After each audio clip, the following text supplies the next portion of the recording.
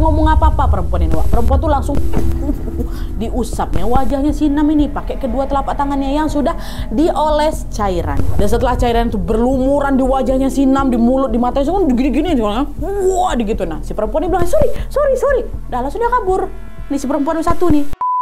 Hai, wassalamualaikum warahmatullahi wabarakatuh. Terima kasih sudah klik video ini. Gimana kabar kalian malam ini, Semoga selalu dalam keadaan baik dan jangan lupa makan ya. Selalu hati-hati dan waspada dimanapun kalian berada karena kejahatan bisa terjadi di mana-mana, Selama ini tuh kita ngerasa kalau tempat sepi itu lebih rawan bahaya kan daripada tempat ramai kan. Tapi nyatanya bahaya juga bisa mengintai di tempat ramai seperti yang terjadi di kasus yang akan aku ceritakan malam ini, Kasus ini tuh adalah aksi penghilangan nyawa yang terjadi di Bandara Internasional Kuala Lumpur. Bandara yang dikenal punya penjagaan ketat, nyatanya bisa sampai kecolongan juga loh, Dan yang lebih mind blowingnya lagi, korban itu bukan orang sembarangan. Bukan. Korbannya adalah anak sulung dari mantan diktator Korea Utara yang sempat digadang-gadangkan menjadi penerus tahta Korea Utara. Namanya Kim Jong-nam. Kakaknya siapa? Kakaknya Kim Jong-un yang jadi pemimpin Korea Utara sekarang nih loh. Dan pas kasusnya ditelusuri, ternyata salah satu pelakunya adalah perempuan asal Indonesia.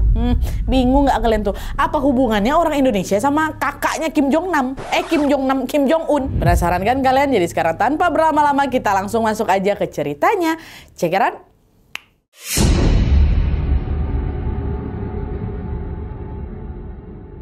Oke, seperti biasa sebelum kita masuk ke kronologi kejadiannya, aku mau menceritakan dulu latar belakang dari Kim Jong-nam, ya. Ini menarik kali buat kalian dengar. Jadi, Kim Jong-nam ini lahir di kota Pyongyang di tanggal 10 Mei 1971. Dia ini adalah anak pertama dari Kim Jong-il. Ini nih pemimpin Korea Utara, dari tahun 94 sampai 2011 dengan seorang artis terkenal yang bernama Song Hye-rim. Nah, awalnya kelahiran Nam ini sempat dirahasiakan dari publik, karena pernikahan orang tuanya ini dianggap nggak etis.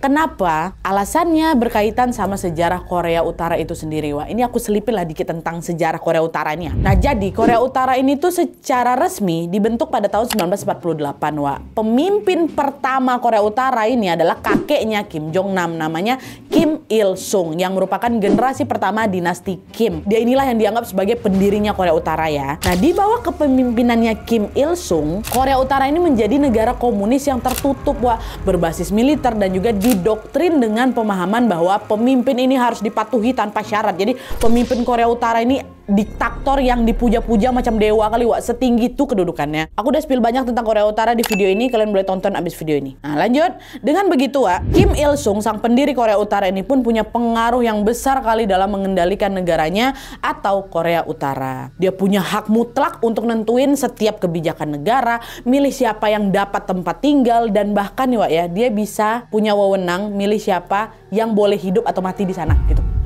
Kekuasaannya nggak terbatas, bahkan ya dia ini juga bebas memilih siapa yang akan menjadi penerusnya nanti, bebas bos. Nah, waktu itu yang dia pilih adalah anaknya. Namanya siapa? Kim Jong-il. Ini bapaknya Nam nih loh. Alhasil sejak awal Kim Jong-il, bapaknya pun dipersiapkan matang-matang untuk menjadi diktator selanjutnya. Tapi seiring berjalannya waktu, Kim Jong-il ini, anaknya ini malah menjalin hubungan sama artis Korea Utara. Itulah tadi Song Hye-rim itu, mamanya Nam. Nah, hubungan ini pun langsung ditentang sama bapaknya karena dianggap nggak pantas anak pejabat punya hubungan sama artis penghibur, macam beda kasta gitulah. Tapi kan udah kepalang cinta kan, akhirnya Kim Jong-il dan Song Hye-rim ini pun tetap menikah walaupun dianggap nggak sah secara negara. Itulah kenapa pas Nam ini lahir, anak mereka lahir ini, kelahirannya pun disembunyikan dari publik gitu ya.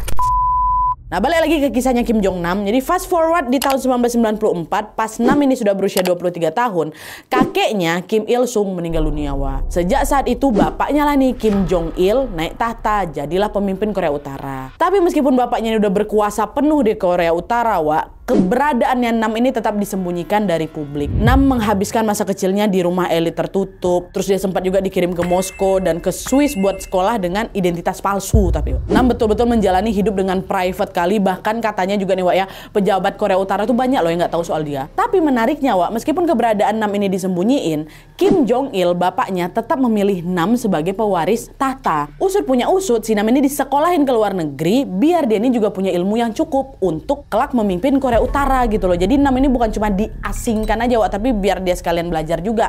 Maksud bapaknya kayak gitu. Tapi ternyata di sini Kim Jong Il atau bapaknya ini salah langkah. Tanpa disadari, keputusannya mengasingkan Nam ke luar negeri malah membuat Nam ini jauh dari nilai-nilai yang sudah dianut sama Korea Utara. Nam ini cenderung lebih liberal, lebih santai, lebih open minded, dan juga menyukai gaya hidup modern gitu. Mau berbanding terbalik kali lah sama budaya Korea Utara, kan tertutup kali mereka. Dan selain itu, beberapa sumber juga bilang kalau Nam ini nggak setuju sama sistem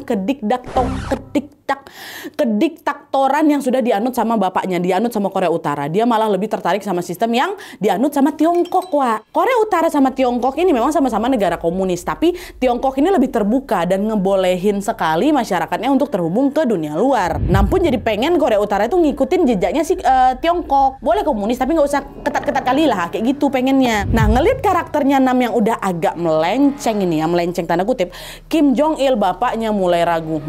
Kayaknya kalau kayak gini Nam nggak cocok nih jadi pemimpin Korea Utara, nggak cocok dia jadi penerus aku nih, kata bapaknya. Akhirnya supaya si Nam ini bisa balik lagi meyakini prinsip-prinsip yang dianut oleh negaranya, oleh Korea Utara, Nam pun dikasih jabatan, Wak, di beberapa posisi penting dalam pemerintahan sama bapaknya. Beberapa sumber bilang kalau Nam ini pernah bekerja di Kementerian Keamanan Publik, terus dia pernah juga masuk ke divisi intelijen, terus divisi teknologi informasi dan lain-lain gitu. Sampai di sini tuh bisa dibilang karir politiknya Nam di Korea Utara masih aman lah gitu, Wak. Nam ngapain dia mau ngambil pekerjaan itu? Dia kan udah open minded orangnya. Gini, Wak, meskipun dia ini memang sudah terbiasa dengan kehidupan di luar negeri dan juga punya pandangan yang lebih terbuka, dia ini masih merasa punya tanggung jawab juga sebagai anak sulung dari Kim Jong Il, pemimpin Korea Utara. Lagi pula, jabatan-jabatan itu bukan semata-mata tawaran, Wak, tapi bentuk tekanan dari bapaknya sendiri yang berharap Nam ini bisa balik ke jalur ideologi Korea Utara gitu ya. Mungkin juga di awal kenapa dia menerima pekerjaan itu karena Nam ini punya harapan gitu loh, bisa memberikan pengaruh positif dari dalam sistem. Jadi meskipun bertentangan dengan prinsip liberalnya, Wak, dia ini tetap menerima demi menjaga posisi, menjaga nama keluarga, dan mungkin juga menjaga harapan. Gitu mungkin. Tapi semuanya mulai berubah waktu Nam ini kesandung masalah besar, Wak. Dan juga bisa dibilang memalukan sih di tahun 2001. Masalah apa? Kita masuk ke masalah di Jepang.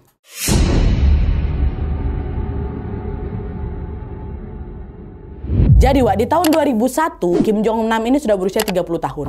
Dia sudah berkeluarga juga, Wak. Tapi info detail tentang istri sama anak-anaknya nggak pernah bocor ke publik karena hidup Nam ini kan betul-betul private kali ya kan. Bahkan ya untuk bepergian ke luar negeri pun, Wak, Nam ini sering sekali pakai identitas palsu dan dibolehin ya lah orang anak pemimpin ya kan. Ceritanya waktu itu Nam ini lagi mau bepergian ke Jepang, Wak. Dan FYI juga nih, sejak dulu Jepang sama Korea Utara ini nggak berhubungan baik. Sejarahnya panjang, Wak, tapi yang jelas salah satu penyebabnya adalah karena di tahun 1970 sampai 1980 agen rahasia dari Korea Utara pernah menculik orang Jepang untuk jadi pelatih bahasa di Pyongyang. Nah, kejadian penculikan inilah yang memicu kemarahan Jepang. Alhasil Jepang pun nggak mau lah ngakui Korea Utara itu sebagai negara yang resmi. Jepang ini juga nggak punya loh, Wak, kantor kedutaan di Korea Utara, dan begitu juga sebaliknya, nggak ada, marah Jepang di situ kan. Mereka jadi nggak menjalin hubungan diplomatik, Wak.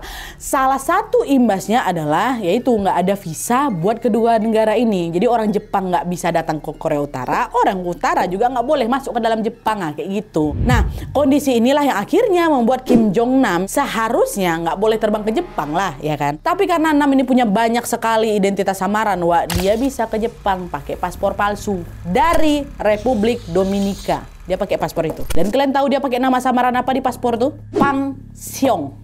Pang Xiong. Dalam bahasa Mandarin, Wak, Pang Xiong itu artinya beruang gendut, beruang gemuk. Pikirlah kalian pakai logika. Orang tua mana yang kasih nama anaknya beruang gemuk kan? Kok ya bikin nama samaran yang agak bagus dikit tuh loh, Mas Nam. Tapi itu dia bikin, Wak. Selama ini tuh Nam bisa pergi kemana aja dengan aman pakai identitas samarannya itu. Jadi dia pun nggak takut buat datang ke Jepang pakai nama samaran apapun yang dia mau gitu loh. Bahkan waktu itu dia tuh nggak datang sendiri loh, Wak. Dia bawa anak laki-laki dia. Dan tujuan mereka datang ke Jepang buat apa? Mau aja anaknya main ke Disneyland Tokyo. Jadi pikiran kan, mau pergi ke Disneyland pakai nama beruang gemuk tadi itu. Dah, singkatnya, pada siang hari di tanggal 1 Mei 2001, Nam sama anaknya ini pun mendarat lah, Wak, di Bandara Narita. Setelah turun dari pesawat, Nam sama anaknya ini langsung menuju ke bagian imigrasi untuk verifikasi paspor, ya kan. Nah, pas petugas imigrasi ini ngecek paspornya Nam, Wak, mereka langsung ngerasa langsung janggal gitu loh waktu ngebaca nama Pang Xiong, beruang gemuk. Hah? Pang Xiong? Pang Xiong? Emang ada orang namanya beruang gemuk? Udah curiga tuh di situ, Wak. Dan selain itu petugas ini juga heran. Orang ini nama dan wajahnya khas sekali Asia Timur. Iya kan pasti. Tapi ngapa pula paspornya dari Republik Dominika? Ini kan negara Amerika nih. Nggak ada wajah-wajah Amerika mas ini.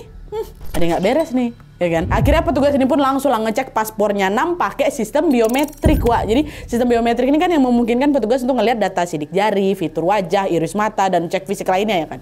Diceklah biometriknya. Dan data-data ini juga terekam dalam chip paspor, Wak. Jadi petugas ini tinggal nge-scan aja gitu. Di-scan sama petugas. Nah pas dicek, paspornya Nam ini nggak punya data biometrik yang valid, Wak.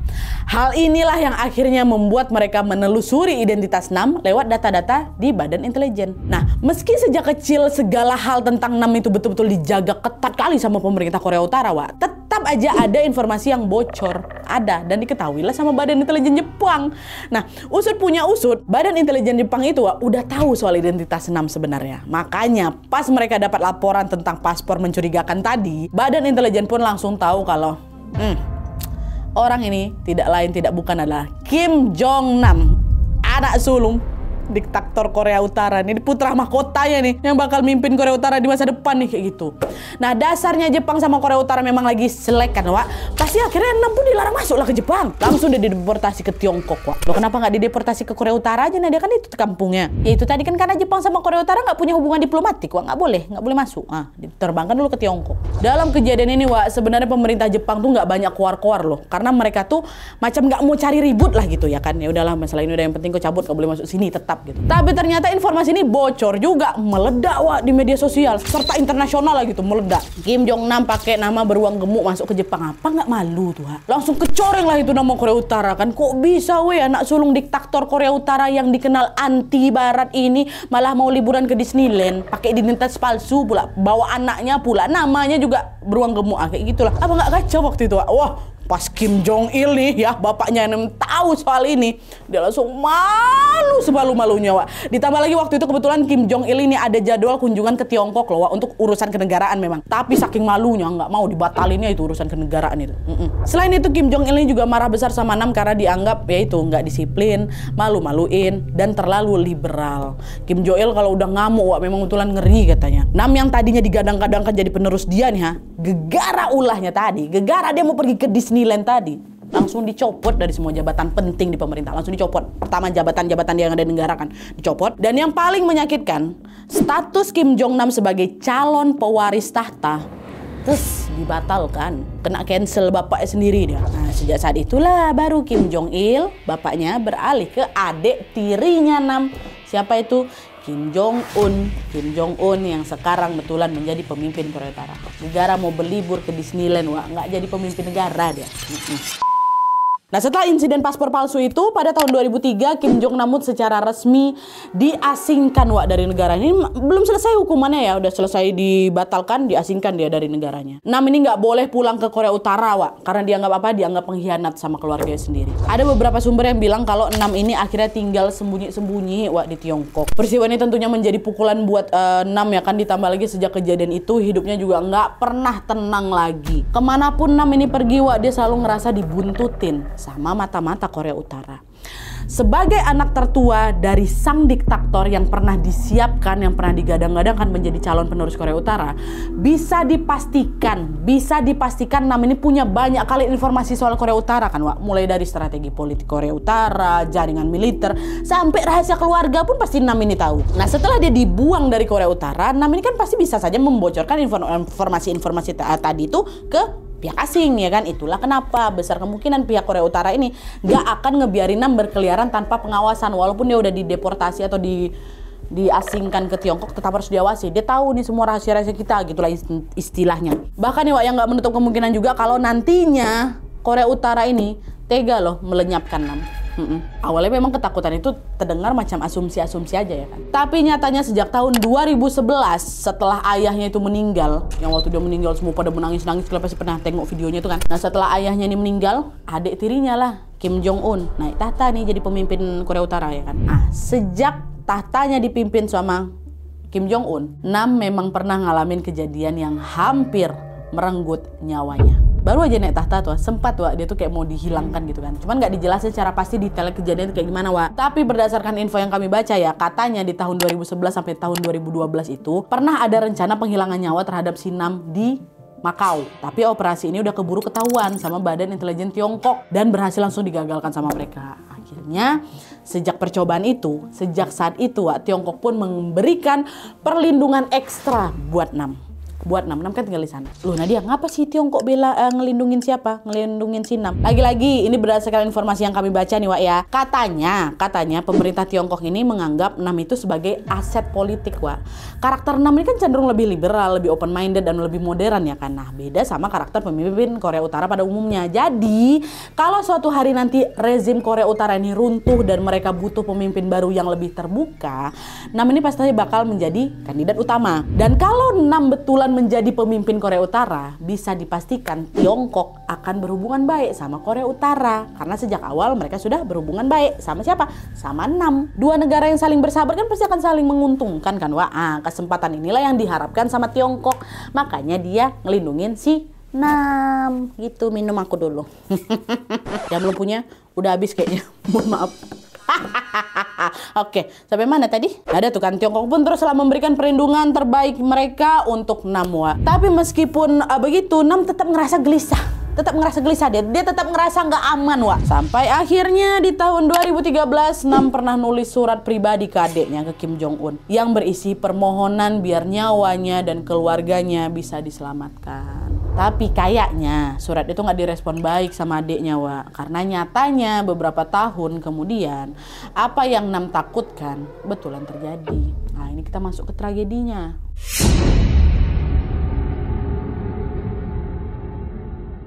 Nah jadi Wak, tragedi mengerikan yang menimpa Kim Jong Nam ini terjadi di Kuala Lumpur, Malaysia. Di perjalanan ini Nam memang kembali lagi pakai identitas palsu dengan nama Kim Chol. Ya, nah berdasarkan berita yang sudah beredar Wak ya, Nam ini tiba di Malaysia di tanggal 6 Februari 2017. Terus dia lanjut ke Pulau Langkawi Wak di tanggal 8 Februari 2017. Ini itu macam destinasi wisata di dekat perbatasan Thailand katanya. Gak ada pernyataan resmi tentang apa yang dilakukan Nam selama ada di Kuala Lumpur sebenarnya Wak ya. Tapi ada sumber yang bilang kalau di tanggal 9 Februarinya, besoknya setelah dia dari Langkawi itu, Nam ini menemui seseorang di salah satu hotel yang ada di Langkawi. Lalu 3 hari kemudian di tanggal 12 Februari 2017 Nam baliklah Wak ke KL, ke Kuala Lumpur ya kan. Dan baru besoknya di tanggal 13 Februari 2017 Nam dijadwalkan naik pesawat buat pulang ke Makau, Tiongkok. Dah, dia udah mau balik nih. Nah, sesampainya di Bandara Internasional Kuala Lumpur, Nam jalan santai tuh menuju ke area check-in dengan membawa satu tas ransel hitam yang menggantung di satu bahunya. Tapi di tengah jalan waktu mau menuju ke area check-in ini, tiba-tiba seorang perempuan berlari cepat ngejar si Nam dari arah belakang. Dia nggak ngomong apa-apa perempuan ini, Wak. Perempuan tuh langsung diusapnya wajahnya si Nam ini pakai kedua telapak tangannya yang sudah dioles cairan. Dan setelah cairan itu berlumuran di wajahnya si Nam, di mulut, di matanya, so, gini-gini, wah, gitu. Nah, si perempuan ini bilang, sorry. Dah langsung dia kabur. Nih si perempuan satu nih, kejadian betul-betul cepat Wak. Mungkin Nam juga belum sempat. Jadi ini kenapa? Belum sempat nih. Cuman selang beberapa detik aja Wak ya, beberapa detik kemudian datang lagi perempuan lain. Ini perempuan yang berbeda dari perempuan pertama ya Wak ya. Dan perempuan ini juga melakukan hal yang sama. Perempuan ini nyerobot si Nam dari belakang, langsung diusap-usap langsung sama, pakai kedua telapak tangan yang udah dikasih cairan juga. Wah, digituin. Buka Nam. Sorry. Habis itu dia kabur lagi. Nah, sama kayak yang pertama tadi, tapi dua orang nih jadinya. Entah cairan apa yang diusap-usap sama dua perempuan tadi ke wajahnya si Nam, Wak. Cuman yang jelas, sesaat kemudian wajahnya Nam ini mendadak kram dan sakit kali. Gak melepuh, cuma kram, sakit. Dengan langkah terhuyung-huyung, Nam langsung larilah ke area kamar mandi. Mungkin dia mau cuci muka ya kan. Tapi karena panik, Nam ini kelihatan macam bingung tuh Wak. Bingung arah, kayak gitu. Akhirnya putar baliklah ke meja informasi terdekat. Di hadapan orang-orang yang ada di sana, dia bilang very painful. Aku disemprot cairan nih, tolong, kata gitu mungkin. Nah, petugas bandara langsung nganter si Nam ke medical center Wak buat dapat pengobatan. Nyampe di sana Nam terlihat makin kesakitan lagi. Lalu hanya dalam hitungan menit tiba-tiba dia udah nggak bisa jalan Wak, nggak bisa jalan. Terus dia sesak napas. Pingsan dia. Nah, ngeliat kondisi medis yang mendesak, para petugas pun langsung mengevakuasi Nam ke rumah sakit terdekat pakai ambulan. Tapi belum sampai di rumah sakit, meninggal Nam di perjalanan Wak. Kejadian tewasnya Nam ini Wak, berlangsung cepat kali. Jarak antara Nam terkena cairan tuh sampai akhirnya dia meninggal cuman berapa lama? Paling 15-20 menit aja. Apa nggak heran orang-orang tuh ini sebenarnya yang kena di wajahnya Nam itu apa? Cairan apa kok efeknya bisa sefatal ini? Kalau dilihat sekilas Wak, cairan itu cuman macam minyak yang warnanya bening aja macam minyak. Tapi di sini tim medis jelas tahu lah itu kan, itu bukan minyak. Bukan. Dan setelah ditelusuri, Wak, akhirnya ketahuan kalau itu adalah racun yang nggak akan aku sebut namanya di sini apa. Kita sebut aja lah namanya racun X, Wak ya.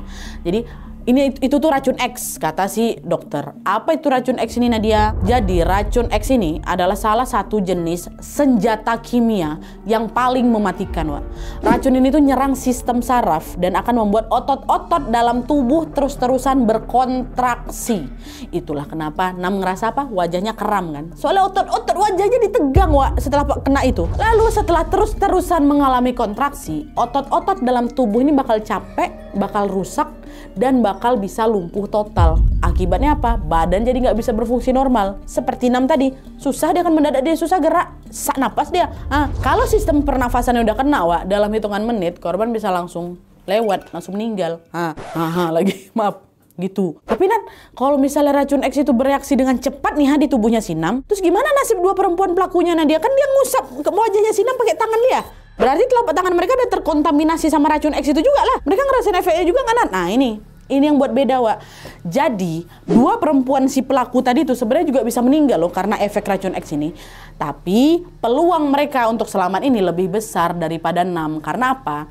Karena racun itu nempel di telapak tangan mereka, Wak. Kulit telapak tangan kita ini termasuk kulit yang paling tebal. Jadi racunnya itu butuh waktu lebih lama buat ngeresap ke dalam telapak tangan mereka. Beda sama Nam, Wak. Nam kan kena racunnya di mana? Di wajah kan, di mukanya kan. Kulit wajah ini lebih tipis. Dan di bagian wajah ini, Wak, ada kelopak mata, ada lubang hidung, ada mulut. Itu makin tipis lagi. Itulah kenapa racun yang nempel di muka ini bisa langsung dengan cepat masuk ke dalam tubuh. Dan kondisi ini juga makin diperparah dengan fakta bahwa Nam tuh nggak sempat cuci muka pakai air mengalir, Wak. Sedangkan dari kamera CCTV terlihat kalau kedua pelaku perempuan tadi tuh langsung masuk kamar mandi untuk cuci tangan. Jadi racun di tubuh pelaku itu pun langsung bisa terbilas habis. Kalau waktu itu Nam ini sempat cuci muka juga nih, Wak ya, sebenarnya ada mungkin kemungkinan nyawanya itu masih bisa ditolong. Tapi sayangnya takdir berkata lain. Iya, gitu.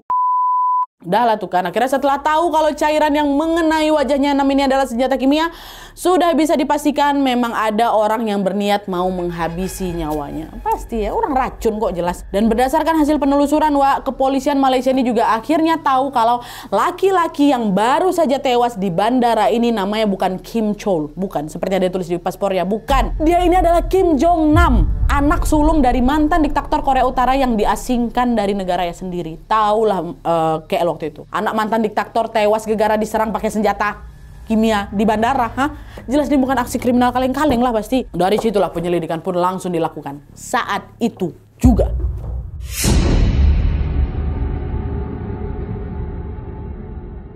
Nah, karena aksi kejahatan ini berlangsung di bandara yang pastinya punya banyak CCTV, Wak, polisi pun bisa dengan gampang langsung melihat wajah dua perempuan yang tadi nyerang si Nam ini. Nah, setelah ditelusuri identitasnya, ketahuan lah kalau perempuan pertama yang nyamperin si Kim Jong Nam adalah warga Indonesia yang bernama Siti Aisyah, umurnya 25 tahun waktu itu. Dan perempuan kedua adalah warga Vietnam, namanya Don Thi Huong, umurnya 28 tahun. Polisi pun langsung gerak cepat nangkap keduanya. Don Thi Huong waktu itu ditangkap tanggal 15 Februari.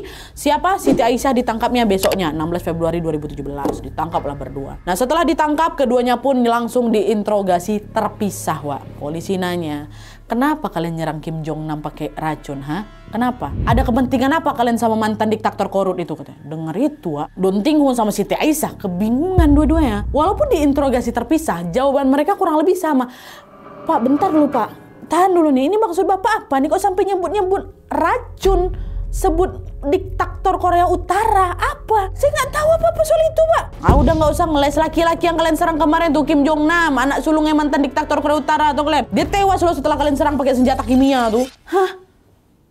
Nyerang apa, Pak? Saya nggak pernah nyerang siapa-siapa. Itu tuh cuman prank, Pak, dari salah satu acara TV. Cairan yang saya usap di muka itu bukan racun, baby oil tuh, Pak. Saya nggak kenal siapa orang yang kena prank kemarin tuh. Namanya juga prank, Pak. Bapak pernah nonton prank kan? Itu kan ngejailin orang-orang random. Laki-laki kemarin juga cuman orang random aja yang dipilih sama kru TV saya, kata dia kayak gitu. Nah, dengar kesaksian itu polisi akhirnya Iya, berarti nih pelakunya bukan orang berdua ini nih. Mereka cuma dijadiin alat ini. Dijadiin alat yang sudah disetting sama pihak lain ya kan. Nah, siapa pihak lain itu? Polisi nanya lagi lah sama mereka. Oke, jadi kalian taunya ini lagi syuting acara TV? Iya, Pak. Nah, gimana awalnya kalian bisa ikut acara itu? Hah? Siapa yang ngerekrut kalian? Ada, Pak, namanya James. Dia yang pertama kali rekrut kami dan dia juga yang ngasih arahan ke kami waktu hari H. Hari H, Pak, dikasih tahu. Dah, akhirnya setelah ngantongin informasi tentang James, polisi pun langsung lah ngecek semua rekaman CCTV bandara buat ngelacak nih mana si James ini kan. Dan ternyata, Wak, betul salah satu CCTV merekam pergerakan James yang lagi ngasih briefing ke Siti di salah satu kafe di bandara. Nah, James ini ngasih tahu siapa target dari prank ini, dan James juga ngasih baby oil. Baby oil itu apa? Itulah racun X itu.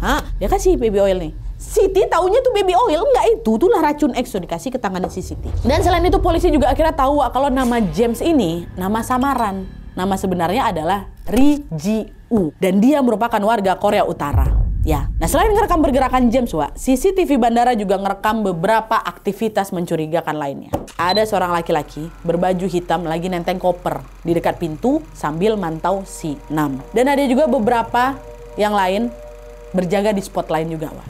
Nah, belakangan ini baru diketahui kalau mereka semua adalah orang Korea Utara, Wak. Ada yang namanya Hong Song Hak, Ri Jae-nam, Oh Jong-gil, dan Ri Ji-hyun. 4 orang yang ngamatin itu. Dan dari data imigrasi, tercatat bahwa mereka ini datang ke Malaysia di waktu yang berbeda-beda. Tapi mereka kompak balik ke Pyongyangnya di tanggal yang sama, di tanggal 13 Februari itulah. Cuman beberapa jam setelah Nam itu tewas, itu terbang mereka. Udah kabur, udah keburuan pulang. Nam tewasnya jam sekian, mereka udah jadwal balik ke Pyongyang. Nah, karena mereka udah kabur duluan, polisi nggak sempat menginterogasi mereka. Wah, akhirnya polisi melacak lagi nih kan keberadaannya si James tadi yang memang masih stay di Malaysia. James masih stay, Wah. Dan selain itu polisi juga mendatangi beberapa staf kedutaan Korea Utara di Kuala Lumpur untuk dimintai keterangan. Tapi, Wah, meski James dan yang lainnya ini masih stay di Malaysia dan bisa dimintai keterangan, pada akhirnya polisi tetap nggak bisa berbuat apa-apa, Wah. Karena James dan kawan-kawannya ini datang pakai identitas diplomatik. Identitas diplomatik itu adalah dokumen resmi yang menyatakan seseorang sebagai wakil dari suatu negara dan punya hak kekebalan selama bertugas. Maksudnya, mereka ini dianggap sebagai perwakilan negara tertentu yang lagi bertugas di negara lain. Selama si orang ini melakukan tugasnya, dia nggak boleh ditangkap karena dianggap apa? Karena dianggap punya kekebalan hukum. Itu artinya udah jelas si James ini lagi ngelakuin tugas atas perintah seseorang lah, ya kan? Kalau mereka bukan orang penting atau nggak lagi dalam misi resmi, ngapain pakai paspor diplomatik? Ngapain? Tapi balik lagi, adanya identitas politik ini tentu membuat polisi langsung nggak bisa lah nangkap mereka. Mereka pakai identitas diplomatik. Selain itu, pemerintah Korea Utara juga nggak mau disangkut pautin sama kejadian tewasnya Nam. Nggak mau. Akhirnya, James dan beberapa staf kedutaan lain pun dipulangkan ke Pyongyang tanpa dapat sanksi hukuman apa-apa. Ngeri ya? Ngeri. Ada tuh, karena para oknum dari Korea Utara ini akhirnya balik ke Pyongyang semua, yang bisa dikenai proses hukumnya cuma 2 orang perempuan tadi. Itu loh, Wak, Siti Aisyah sama Don Tae Hwang tadi. Sian. Keduanya didakwa dengan tuduhan penghilangan nyawa berencana terhadap Nam dan mereka terancam hukuman mati. Proses persidangan berlangsung alot memang, Wak. Kuasa hukum dari kedua pihak ini sama-sama bersikeras kalau Siti Aisyah sama Don ini nggak tahu apa-apa, Pak. Dia nggak tahu apa-apa soal rencana penghilangan nyawanya Nam. Mereka cuma direkrut untuk ngikutin skenario prank. Nah, selama lebih dari 1 tahun proses hukum ini berjalan, Wak, jaksa bersikeras untuk menuntut mereka pakai pasal penghilangan nyawa. Lalu pemerintah Indonesia pun secara intensif melakukan lobby diplomatik lah kan, Wak. Sampai akhirnya pada tanggal 11 Maret 2019, jaksa mencabut dakwaan terhadap Siti Aisyah. Siti pun dinyatakan bebas dan boleh pulang ke Indonesia. Nah, berbeda dari Siti yang bebas, Wak, Don Tae Hwang ini yang dari Vietnam tadi masih harus melanjutkan proses hukumnya. Kuasa hukumnya juga sudah berupaya melakukan lobby dan akhirnya pada tanggal 1 April 2019 pengadilan Malaysia pun mengganti dakwaan penghilangan nyawa menjadi dakwaan menyebabkan luka berbahaya tanpa niat menghilangkan nyawa. Akhirnya Don Tae Hwang pun tetap dijatuhi hukuman penjara 3 tahun 4 bulan. Tapi karena dia ini udah ditahan lebih dari 2 tahun sejak awal kasus kan 2017, jadi ada sistem remisi, pengurangan hukuman untuk tahanan yang berperilaku baik. Akhirnya Don ini pun dibebaskan di tanggal 3 Mei 2019. Boleh balik kampung ke Vietnam. Dah, selesai kasusnya. Selesai. Terus yang oknum korut itu kayak gimana Nadia? Ya mereka nggak dapat hukuman apa-apa, Wak. Sampai sini pun tetap nggak ada terbukti apakah kematiannya Kim Jong Nam ini betulan didalangi Korea Utara atau bukan. Nggak ada. Tapi yang jelas sampai hari ini, setelah kalian dengar ini, banyak juga Wak yang percaya kalau Nam dihabisi nyawanya sama rezim Korea Utara sendiri, yaitu atas perintah adik tirinya, Kim Jong Un, pemimpin Korea Utara sekarang. Menurut kalian gimana soal ini? Tulis pendapat kalian di kolom komentar di bawah. Oke Wak, jadi itu tadi kisah tentang tewasnya Kim Jong Nam, orang yang pernah digadang-gadangkan akan menjadi pemimpin tertinggi Korea Utara. Kasus ini cukup bikin perasaan Wak campur aduk ya kan Wak ya.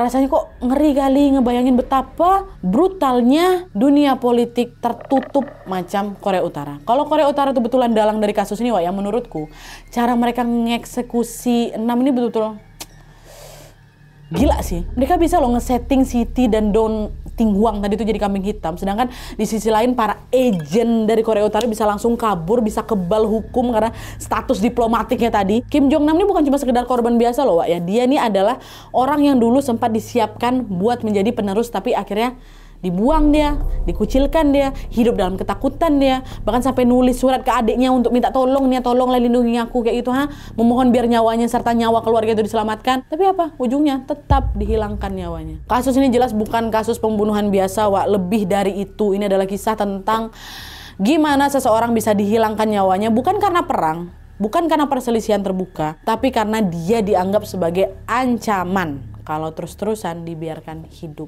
Kadang dunia politik memang bisa sedark, segelap itu. Di dalamnya bisa ada permainan kotor yang bisa ngorbanin siapa aja, termasuk keluarga sendiri. Seram ya. Ya Allah. Oke Wak, jadi gimana menurut kalian? Pasti banyak sekali informasi tambahan yang tidak aku tambahkan di sini. Kalian boleh tambahin juga di kolom komentar di bawah. Kalau misalnya ada yang perlu diperbaiki, kalau misalnya ada yang keliru, boleh juga dikoreksi di bawah Wak ya. Oke Wak, jadi sekian dulu videonya. Terima kasih yang sudah nonton, terima kasih yang untuk super thanks-nya, terima kasih yang sudah join membership, mantap ya.